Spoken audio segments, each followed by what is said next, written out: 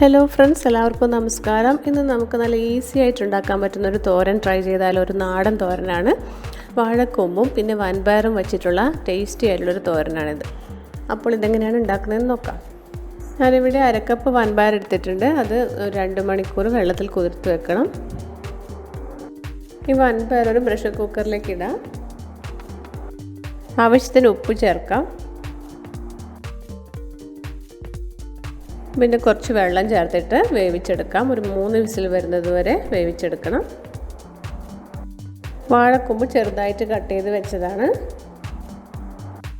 ഇതിലേക്ക് 1 ടീസ്പൂൺ വെളിച്ചെണ്ണ ചേർത്തതിന് ശേഷം നന്നായിട്ടൊന്ന് തിരുമ്മിയെടുക്കണം. ഇതിൻ്റെ കറയൊക്കെ നന്നായിട്ട് മാറാൻ വേണ്ടിയിട്ടാണ് ഇങ്ങനെ ചെയ്യുന്നത്.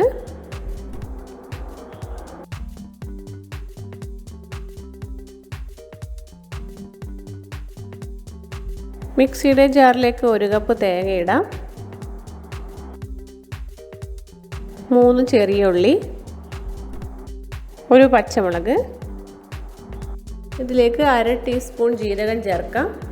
1/4 ടീസ്പൂൺ മഞ്ഞൾപ്പൊടി ചേർക്കാം. ഇതിലേക്ക് കുറച്ച് വെള്ളം ചേർത്തിട്ട് ഒന്ന് ചതച്ചെടുക്കാം.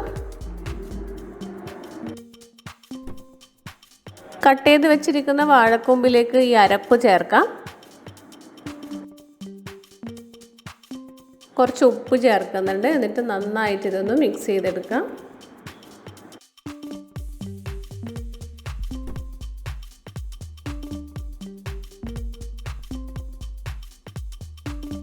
പാൻ ചൂടാക്കാൻ വെച്ചിട്ടുണ്ട്. ഇതിൽ 2 ടേബിൾ സ്പൂൺ വെളിച്ചെണ്ണ ചേർത്തിട്ടുണ്ട്. വെളിച്ചെണ്ണ ഒന്ന് ചൂടായി വരുമ്പോൾ ഇതിലേക്ക് കുറച്ച് കടുകിട്ട് പൊട്ടിക്കാം.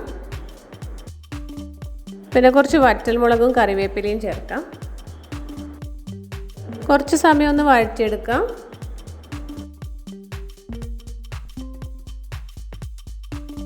ഇനി ഇതിലേക്ക് വാഴക്കൊമ്പും തേങ്ങയും മിക്സ് ചെയ്ത് വെച്ചത് ചേർക്കാം.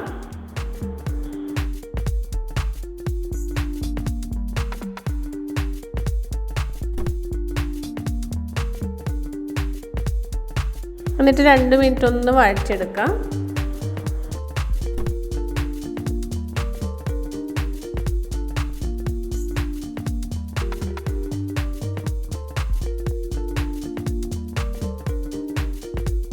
രണ്ട് മിനിറ്റ് ഒന്ന് വഴച്ചതിന് ശേഷം ഇതിലേക്ക് നമുക്ക് വേവിച്ച് വെച്ചിരിക്കുന്ന വൻപയർ ചേർക്കാം. വൻപയർ ചേർത്തിട്ട് കുറച്ച് സമയം ഒന്ന് മിക്സ് ചെയ്തെടുക്കണം.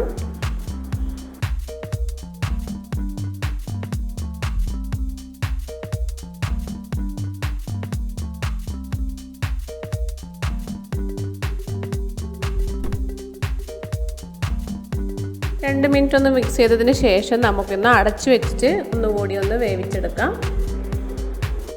അടപ്പ് തുറന്നിട്ട് കുറച്ച് സമയം ഒന്നുകൂടി വഴച്ചെടുക്കണം.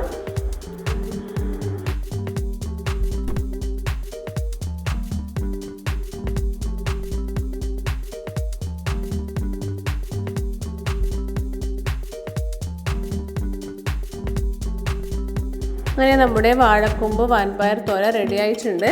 വളരെ പെട്ടെന്ന് ഉണ്ടാക്കാൻ പറ്റുന്ന നല്ല ടേസ്റ്റി ആയിട്ടുള്ള തോരനാണ്. അപ്പോൾ എല്ലാവരും ഇതൊന്ന് ട്രൈ ചെയ്ത് നോക്കണേ. പുതിയൊരു റെസിപ്പിയുമായിട്ട് വീണ്ടും കാണാം. Thank you.